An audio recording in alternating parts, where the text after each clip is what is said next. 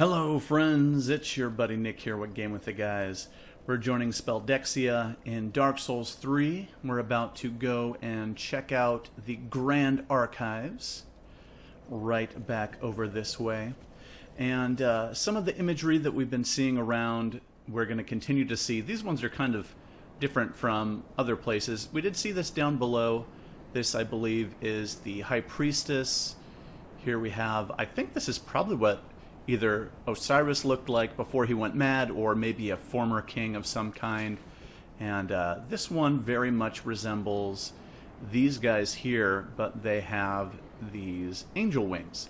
So we're going to see a lot of the similar stuff that we've seen before. This is one that we'll see up above too. Someone that appears to be in prayer, though he has a lot of the melting destroyed features that we see with the statues of the scholars. So if that could be a scholar, it could be a priest of some kind. Not very clear exactly what it is, but we'll see the same statue further up, and it appears to be in a place that's a little bit more prominent as we get further up. So enough dilly-dallying out here. We'll come up this way, and here is, see, like the scholar, and then the high priestess. We've got, right above me there, this primordial serpent with the angel wings. So we're going to see these ones repeated a lot. And now here is a corpse with a couple of items here. And if you didn't know about this, it's fun to take a look at this. This is supposed to be Goddard, and he's still blinking, which is kind of weird. And then he doesn't have the regular weapons that Goddard has. These are some weapons that we're going to get in a little bit, but Goddard normally uses the Goddard twin swords. And so this is what makes us think that this is probably Goddard's corpse, though it still blinks. You know, maybe a little rigor mortis, something that keeps it going after it's been dead. But the hunters known as the King's Black Hands wielded paired weapons. These belonged to Goddard, who fled the castle. Goddard rose quickly through the knighthood, no surprise to those who have witnessed his swordsmanship. So we have seen Goddard in a few other places, and you know, it talks about him rising quickly through the knighthood, and so that makes me wonder if the Black Hands are actually picked as kind of the elite from the Lothric knights. But that's not really something that we learn too much about, but we do learn a little bit more about the Black Hands in some of the areas that we'll be checking out here in the next couple of episodes. The other thing that he had on him is the Grand Archives key. This is the key to the main entrance to the Grand Archives of Lothric. With the fire fading and the spreading pus of man tainting the castle, the Grand Archives closed its doors for good. Today, only a few of its keys remain. This one likely belonged to Goddard, one of the King's Black Hands who fled the castle. So the doors were closed, but it doesn't really say by whom. Was it Osiris? Was it the Crystal Sages? Was it the regular sages inside? Who exactly closed these doors to protect it from the madness that's going on outside and the spreading of the abyss? And we don't really know why Goddard fled the castle, and it's mentioned in both of these items here. But it seems to me, based on the places that we see him, and we use the Grand Archives key here. I need to hold on for just a second before I run in there, because I need to talk a little bit of lore, and then there's a big strategy thing going to go on right inside there. Where we see Goddard, we see him outside of the Abyss Watchers, and we know that the Abyss Watchers had a relationship with one of the two Crystal Sages. And we also find him outside of Pontiff Sullivan's boss room. So we're kind of seeing this connection between Goddard with the Grand Archives and, you know, the Crystal Sages, and then also possibly Sullivan. So we might be able to draw some connections there, but, you know, we talked about the statue that could have been Sullivan outside in the High Wall of Lothric, but we do know that Sullivan was teaming up with Aldrich, and whether or not Aldrich has any connection to the High Wall of Lothric based on the description of him, and then also the description of the cell key, talking about devouring men. So there's a lot of intertwining webs within that the spider is spinning, and we don't really know exactly what's going on quite yet. So as we go through the door, we'll be faced by a crystal sage, and this is the easiest way to make this entire level so much easier. Go ahead and just poison him. And you can use, actually dung pies are really good. You can use dung pies, you can use the storyteller staff, you can put poison on your weapons themselves, whatever you want to do. But if you just go ahead and poison him, it will stick for a long time. If you use dung pies, it'll actually run out, and you'll have taken off a lot of damage on him, but he won't die immediately. The toxin will run out, and he will continue on. But using the storyteller staff, that actually will. And if I come up these stairs here, we can usually kind of just see him, or not really him per se, but yeah, we can see his health dwindling there. So now we'll just kind of, as they say in the made-for-TV, or not made-for-TV, but the as-seen-on-TV infomercials and whatnot, we're going to set it and forget it. We're just going to let him, you know, just let that poison take its toll. And also, if you've got dung pies, you can, like I said, you can do the toxin on him. But toxin and poison actually catch separately. So you can throw dung pies at him, and until you actually make physical contact with him with with an arrow, with your sword, with a spell, whatever, there we are. He dead. Until you make actual physical contact with him with something like that, he's not gonna flee. So you can throw dung pies at him. You can actually just throw a few at him and just hang back and out of harm's way. And then as the toxin runs out, you can set it up again. Whereas I was mentioning, toxic and poison actually work separately. So you can throw a couple of dung pies at him and then put some poison buff on your swords or your weapon of whatever choosing, and just run up and hit him up with some poison too. And the two of them together will actually do a pretty good job of deteriorating his health. And my preferred method is obviously the storyteller staff, and we saw how well that actually worked. This is not what I want. Here it is here. So when the Crystal Sage died, he left us the Crystal Scroll here. This is a secret crystal scroll of the Grand Archives of Lothric, given to a sorcerer to learn crystal sorceries. And the sorceries that this unlocks are Homing Crystal Soul Mask, Crystal Soul Spear, and Crystal Magic Weapon. Some of the stuff that we learned in the second phase from Big Hat in Dark Souls 1. But if we read on here, it says, these sorceries are the work of the Pale Drake, Seath the Scaleless, whom Logan is said to have met, a branch of sorcery that has been carried on by the Crystal Sages. And it wasn't really Seath that created these sorceries back in Dark Souls 1. These are based on some of Logan's earlier sorceries that we got from the Logan Scroll.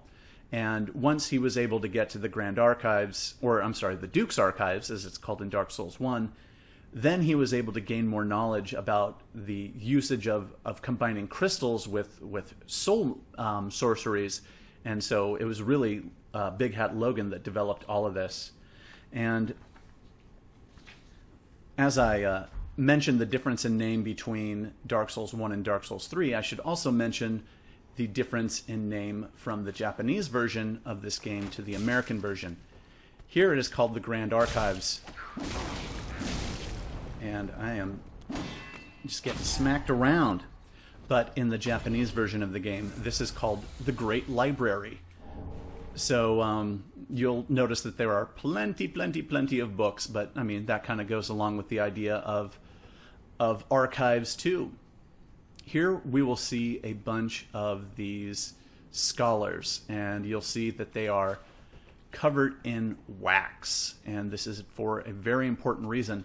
As I go up and kill all of these guys, we can talk a little bit about their armor and the items that they can drop.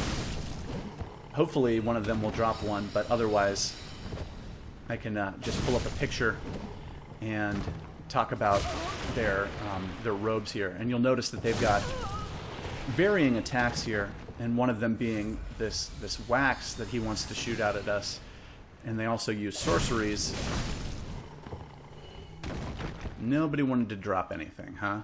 Alright, that's fine. So they can actually drop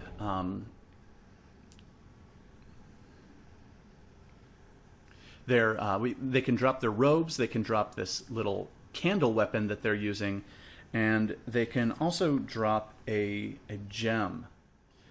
So if we take a look at their robe description, this is a robe of a sage from the Grand Archives, stained quite deliberately with wax, and we'll see why in just a moment. The scholars of the Grand Archives, sorcerers by craft, tend to their candles with a reverence that exceeds the simple burden of labor. They know the dangers of the Grand Archives' store of knowledge all too well. And the wax is very important here, and we can see it dripping down from their head down onto their robe.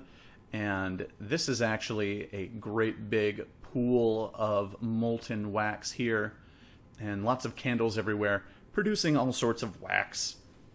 And we've already looked at the candlestick that they have, but yeah, we talked about this before with Grey Rat, but this served as a guiding light and was a tool of self-restraining. Even today, wielders of the weapon benefit from the resulting sorcery strengthening properties, and it will boost your sorcery by 12.5%.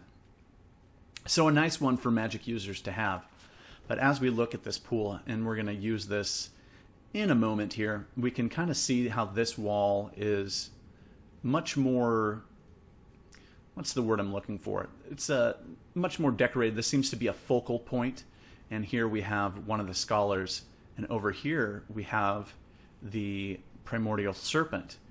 And so it's very curious as to why the primordial serpent would be shown here. Between the two serpents, there's Kath that wants man to take the fire, and then there's also Frampt, who believed in linking the fire and continuing the current age.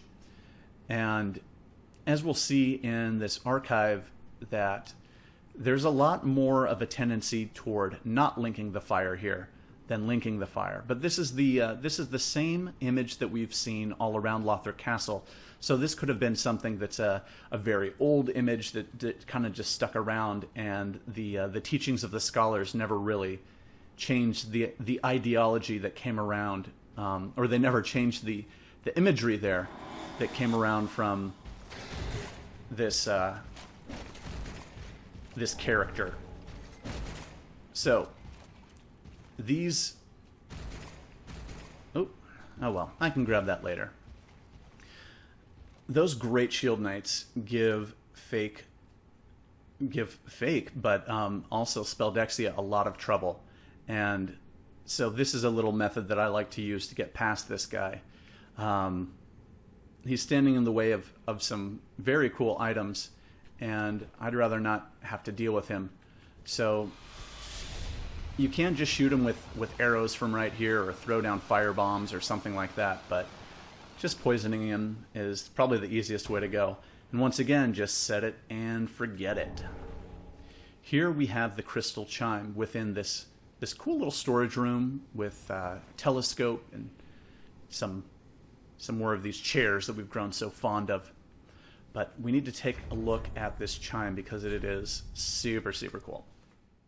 So this is a sacred chime once possessed by Gertrude, the heavenly daughter, and defiled by the scholars of the Grand Archives.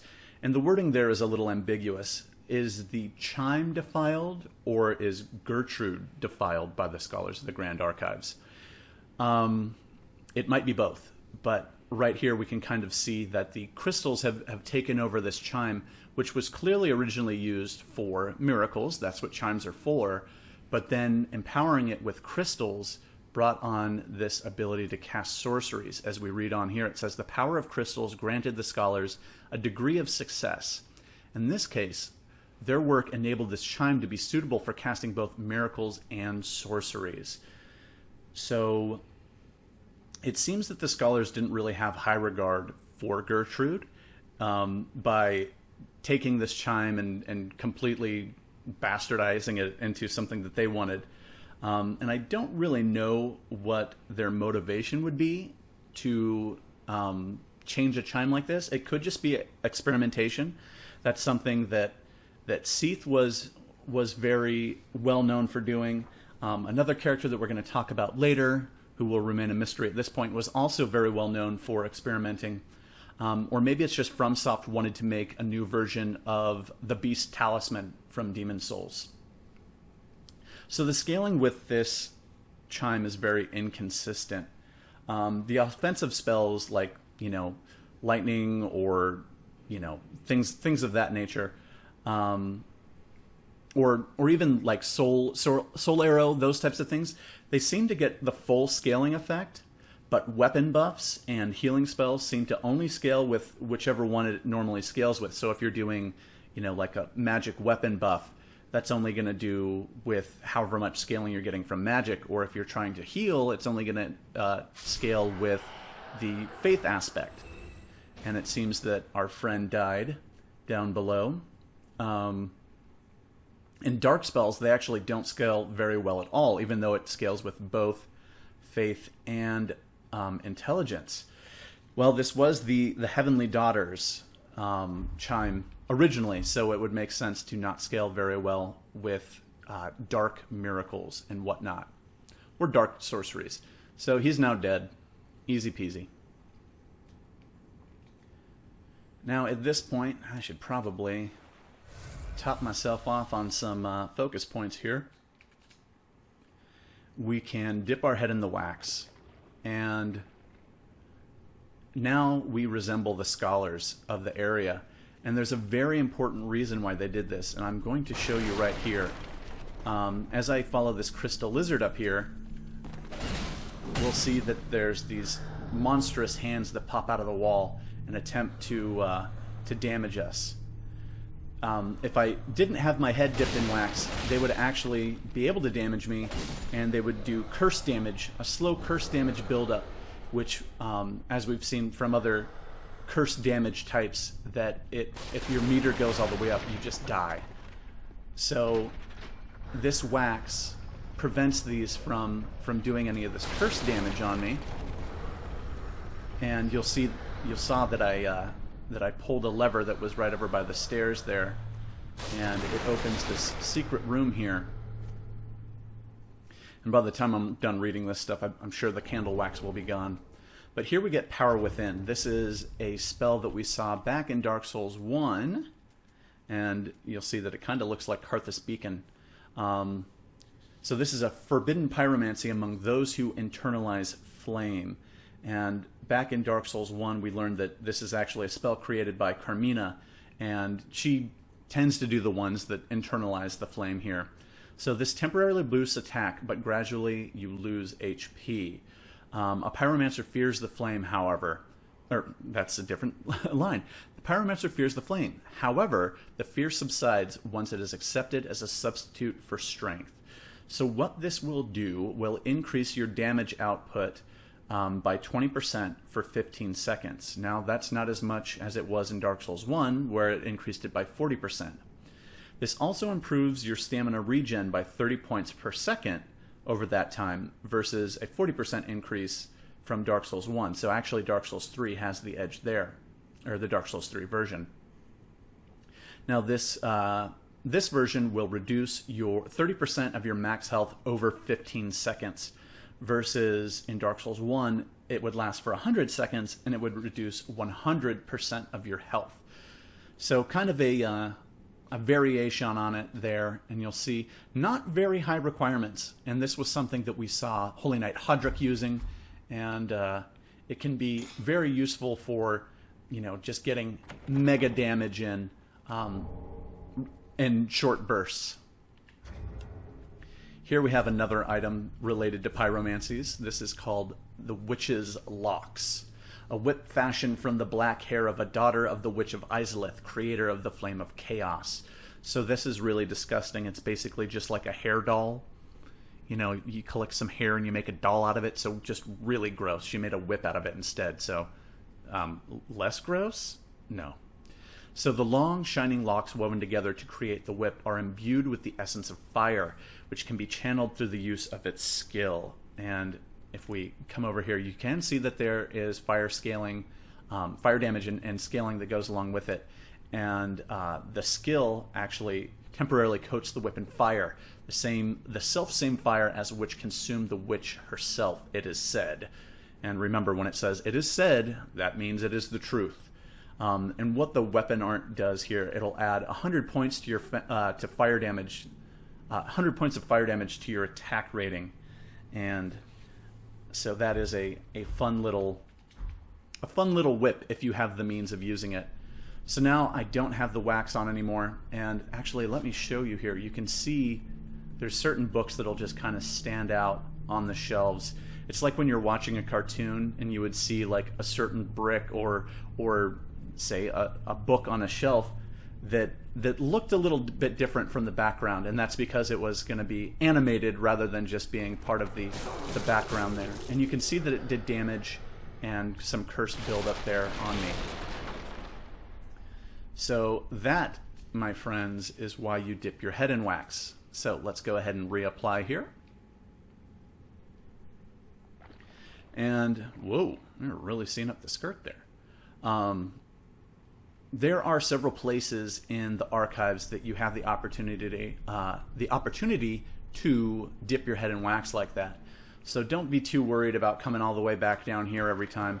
Though there are lots of shortcuts that... Oh, I'm trying to do my L1 attacks and it doesn't work if I have my shield in my hand.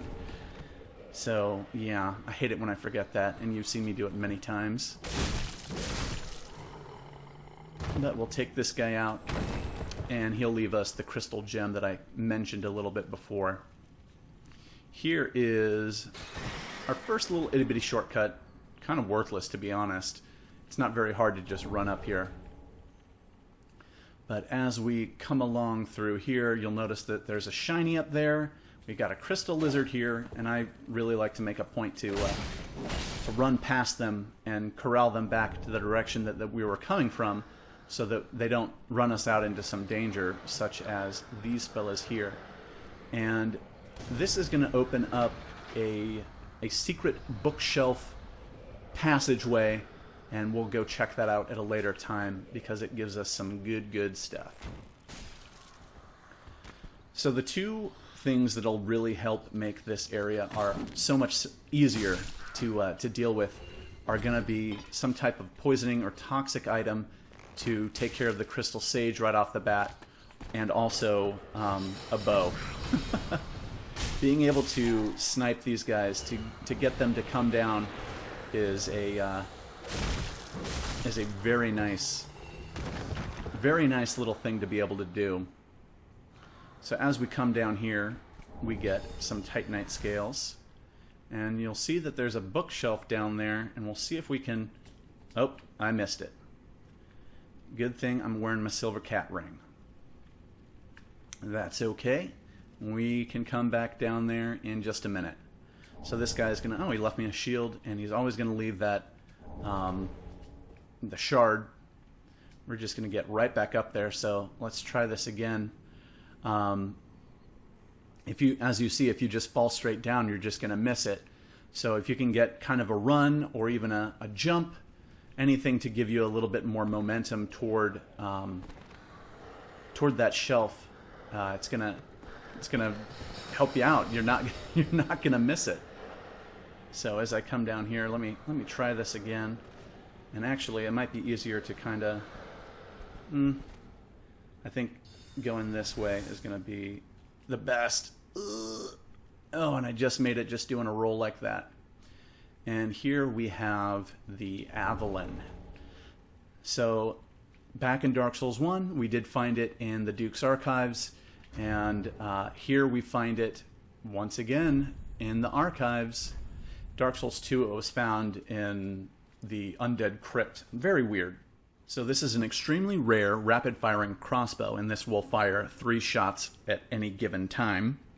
And you'll see the attack power isn't particularly high, and that's because it shoots 3. So you get, if you hit with all 3, you basically get 3 times that.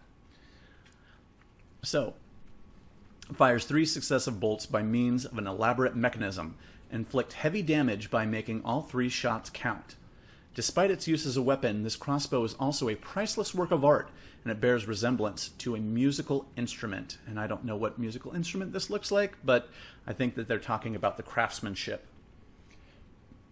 And speaking of the craftsmanship, in the description from Dark Souls 1, we know that it was a cherished weapon from the craftsman Edis. And in Dark Souls 2, we learned about Fiorenza, I suppose is his or her name. The richest merchant in Volgan recreated this lost weapon after reading about it in an old book, maybe from the Archives. And a lot of people really hated this weapon in Dark Souls 2. It was really seen as a cheesy weapon that required no skill in PvP. And in Dark Souls 3, you can actually trade this with the crows to get a Titanite scale. So now that we're back down here, let's go ahead and we can go through the bookshelf that opened up in order to get the goodie that that became available after switching that first lever. The first lever upstairs, because there was the lever downstairs, but that was a different goodie that we got. We already talked about those. This right here, if you don't do Siegfried's quest line, this is your first opportunity at a Titanite slab. So we already have our twin blades here already maxed out because we did Siegfried's questline. So if you haven't done that, then here you go. Here's your first slab. And in these next few episodes, we're actually going to get 3 total. So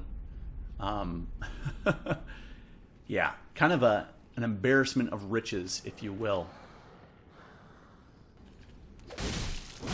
Right over here, we've got a few more of these thralls, and these guys, they throw fire bombs at you. He's not paying attention. But here's another spot for dipping your head, and you get a chunk here. And so it's kind of, you can just dunk your head without being hit by these guys, but if you try to grab that the chunk, you're obviously going to be injured there. Now, if you didn't take care of the Crystal Sage the easy way, climbing up this ladder will get you to his next spawn point, and we'll see over on this ledge. Obviously, we'll be able to get there at some point because there's a couple of items over there. But we can climb up here.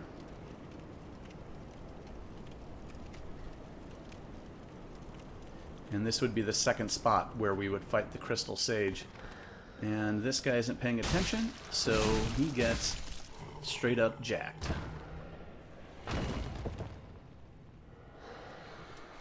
Now we've got a couple of thralls up here, and let's go ahead and bring them toward us.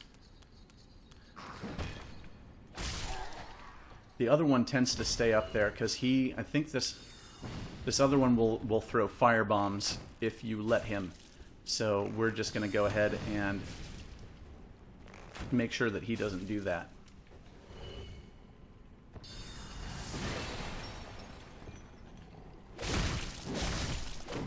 And by taking out those other guys first, we have no trouble with this guy. And right around the corner we have another one here. And then also a Titanite scale. It's a good idea to knock some of this stuff out, because I'm going to show you a nice little trick right here. Do we have... I thought I had some floating... Oh, there is some floating lumber, my favorite. Here we go. Right over there we have an Irithylian Outrider Knight. And we can get him to come out this way, and he'll just mosey his way on out here. He'll just meander very slowly, and we can just go ahead and fire away at him. Eventually he'll come out here, and this is why I got rid of the stuff behind me, to keep me from backing into a table or something. Oh, I've run out of my my curse resistance.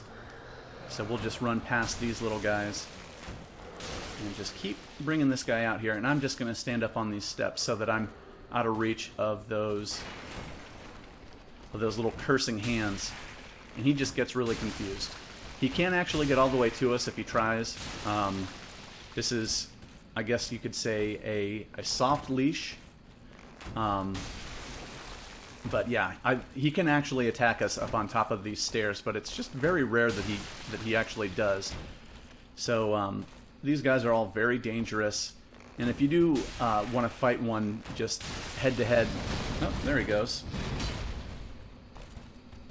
Way to go, buddy! You made it.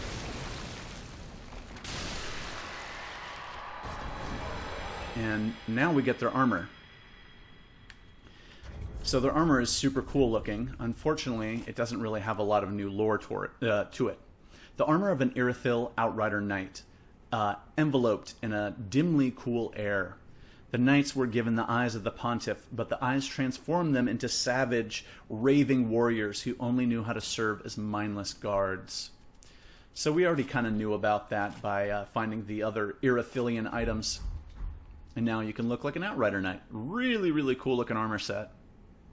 But it's going to be far too heavy for me. So we're going to go ahead and put on the stuff that we were wearing before. And I hit the wrong button. I really like to complement a lot of the armor with the gauntlets and the leggings from the Shadow set, because I just think they look really cool. And a lot of the darkly colored armor just looks really cool with those as an accent piece. Plus, a lot of the lighter armor really focuses on elemental defense, and this focuses a little bit more on physical defense.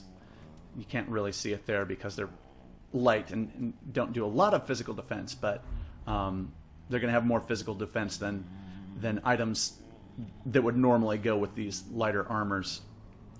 So the placement of this Outrider Knight is very curious, because he's actually guarding this fella here, and you can see that we're above the big pool of wax, that this was kind of the focal point of the region. And he's actually guarding a spell called Soulstream.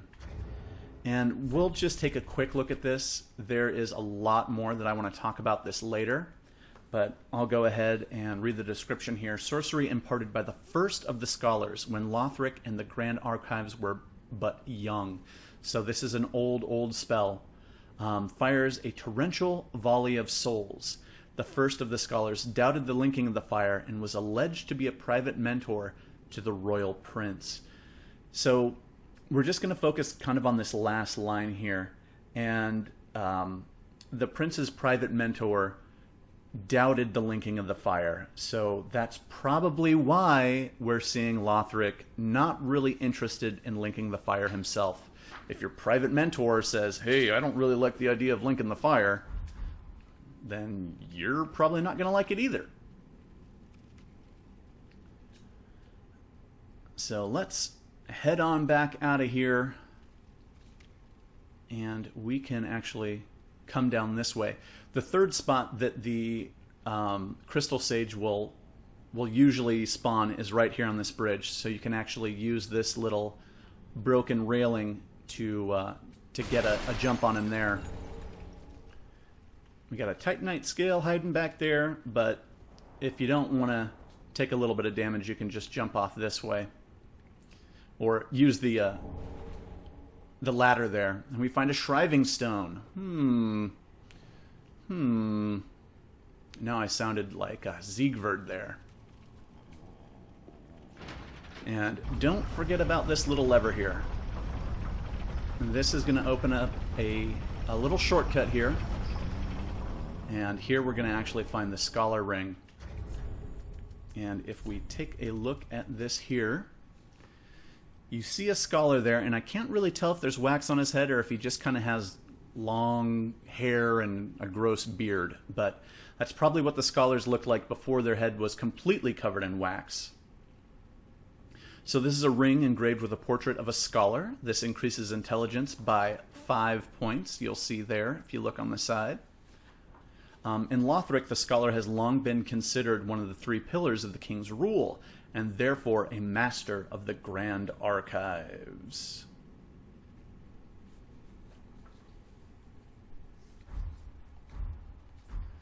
So, no, I guess we haven't really been introduced to all 3 of the pillars. I have mentioned that the High Priestess is the 3rd pillar, and we actually learned that from an item that we can get to right about now, but it's a late game area, and well, not that this isn't a late game area, but you know what I mean.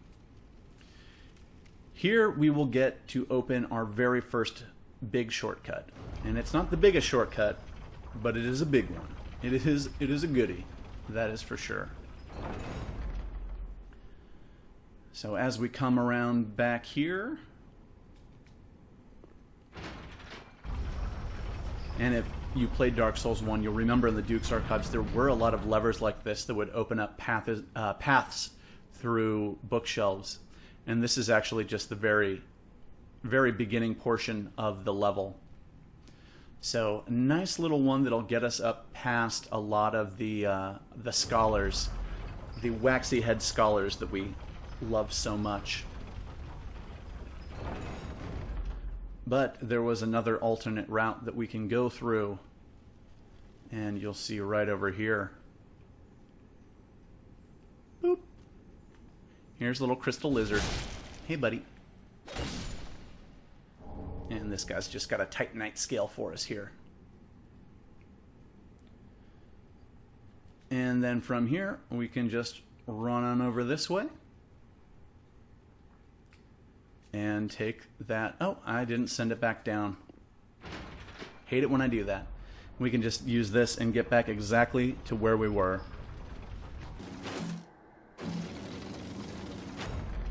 This time I'll remember to send it back down. There we are.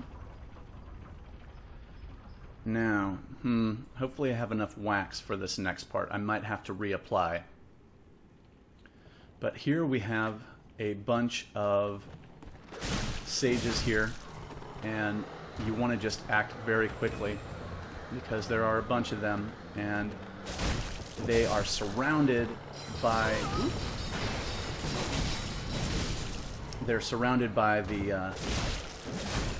the little hands that do the curse damage. And I didn't really mention this before, but it's actually very fitting for there to be this curse damage in this area because Seath, back in the Duke's Archives, had his crystal breath, and the crystal breath itself would actually do curse buildup. And so that seems that that's kind of a feature that has continued on. Here's another little crystal lizard, and there are a bunch of the guys in here. Well, my wax ran out, so I'm just going to go reapply, and I'll be right back. Suppose I didn't really talk about this guy before. He's actually guarding a path that's coming back down, so there's really no need to go in there and fight him at this point. The vantage point that you get from that path, you'll be able to shoot arrows down at him and take him out without ever having to to lower yourself to hand-to-hand combat. But we'll just leave him be for the time being. And as we come back here, this is why I wanted to reapply. This whole area is absolutely swarming with these cursed claws. And there's a very, very slim chance that you'd be able to make it through there unscathed. Well, I can guarantee you'd get injured. You'd probably not make it out alive. We found another bite ring, and so this is going to have a lot of the same descriptions that we've seen on the previous ones, except for this one actually raises resistance to poison, bleed, frost, and curse. So if we go here, we can see that it raises 40 points on each and every one of those things. Now, we've done a lot of kind of backtracking and whatnot to this point. Well, we're going to see a lot more of it, because from here, there's actually 3 different directions we can go. And they mostly end up at the same spot, but, you know, we're going to go pretty much all of the directions. That item over there is a chunk, and there is an ambush associated with it. And I'm shocked it hasn't happened yet. There it is. Probably because of the ring I was wearing. So it's very strange that we're finding these gargoyles that are associated with the profane capital here in the Scholar's Archives. And these guys actually have... Oh, jeez. That just busted there. And that didn't work. These guys actually have heads. So that's something very different from the ones that we saw in the profane capital. Oh, I am just fighting this guy like a moron. Here we go. You can actually stun them and get a critical hit on them, but I was playing like a moron. Now that we're not going to be facing a lot of magic users, maybe I'll put on an evil eye to help me keep my hit points up. As we come through here, we see another one of these gargoyles, and as I mentioned, they've got a little head, but they have those same profaned weapons. So these guys are definitely related, at least, to the profane gargoyles, or the gargoyles that were down in the profane capital. And this is not the one that I just hit with a bow. This is a different guy. I want to make sure that I fight them separately, because they can be very difficult to fight at the same time.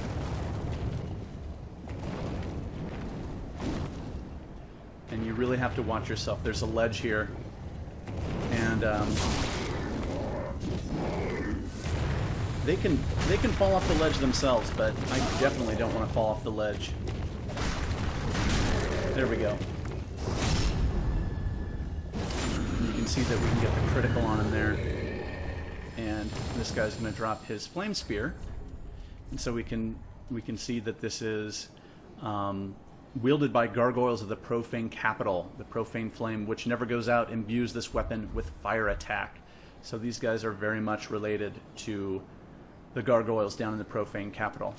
From here, we can actually see the boss room. It's right over there. Still a long way to go before we get there, but that's okay. I want to lure this guy out, because there's a couple of crystal lizards up there, and I don't want to spook them. I want to be able to get to the crystal lizards. And, I mean, if you miss them, you can always just come back and try again, but...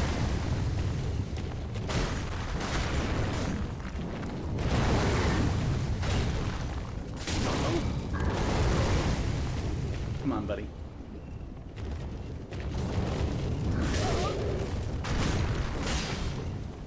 Get out of the way and heal. And he can use his wings as a shield like that. He's got a little bit of a ranged attack there.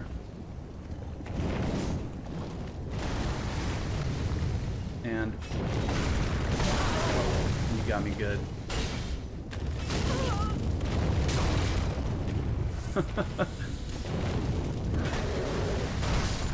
There we go. Finally got him. Yeah, that did not go particularly well. That's okay. That's okay. So as I said, there's a couple of crystal lizards, and I actually, like I said before, want to run past them. Jeez. Come on, then. That did not go well. It gives me some goodies there. Where did the other one run off to? Oh, seems that I lost him. That's okay. Alright. So, we've got multiple paths we can take. You probably saw there was the one to the right. There's also one down here. And you'll see that there's a bunch of Corvians. And these Corvians, well, you can use rapport on them, but you really can't reach very well. You can just shoot them with a bow from here. You can use dung pies to get them, but I'm just gonna sneak, because I don't want any part of these guys. Maybe on my way back I'll mess with them a little bit. But here we find a hollow gem, so very much related with Londor, Velka, and Uria. There's the guy that we were talking about. We can use this path to get back, but we don't want to do that at this moment.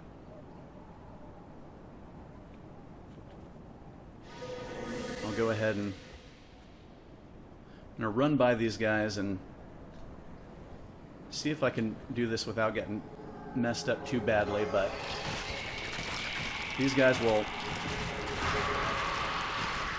start turning on each other, and you want to be nowhere near them when they start battling, because they are strong. These ones are much stronger than the ones that we fought before, and we can just let them fight it out like that. We've got a ledge we can get to there. This is kind of a difficult jump, but it's manageable. And oh no! This is Grey Rat. As he predicted, he did not make it through. And so now we get his ashes. We can take a look at that here. Umbral Ash of Grey Rat of the Undead Settlement. With this, the Shrine Handmaid will prepare new items. Grey Rat was a thief who fancied himself a martyr for the poor, which is what drove him to climb the wall. He wanted to be more than just the thief, and that's why he's here, and that attitude is what got him killed. When we give this to the handmaid, all of the items that he had before will be available for sale through her, and some new ones too.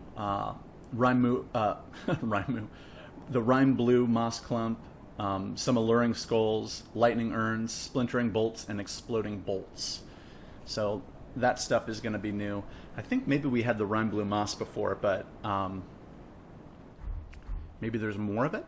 I don't recall exactly what the addition of that one was, but this will bring us back down to this ledge here, and I don't think that I really need this, but actually I'm gonna be running through some cursed guys, so always helpful. Always helpful. If you have the opportunity to dunk your head, just do it. It's gonna pay off in one way or another. And it doesn't really do anything to you. It doesn't harm you in any way. So having that little extra protection, I mean, at no cost, why not?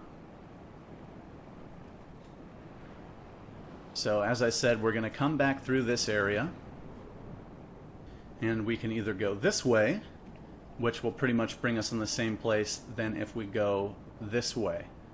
And not exactly in the same place, but it will get us to the same level, we should say. As we come over here, there's going to be a couple of gargoyles. There's absolutely no reason to fight them. Just run. They're going to be tag teaming on you, and it's not a fair fight, so why fight them? Here's the first one. And right behind him is another one. But we're going to get out of there as quickly as we can.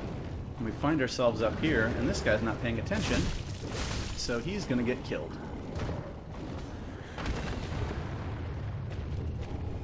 And they're going to get stuck out there. They can't make it through this door, so we're safe here. A little bit of undead bone shard. Nice little thing there. And while we're at it, let's go ahead and, well, we can top off our head here. But I'm going to show you the other path that which you can come down from. And I'm going to do it from this level here because you actually come down right over on this ledge.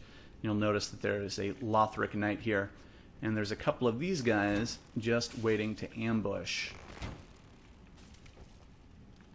So we're going to go ahead and take the ambush out of it and bring them on down.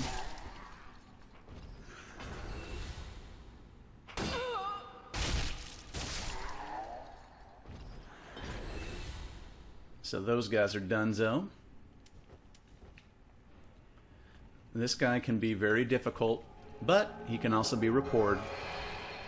So why not make the level easier and just... Nope.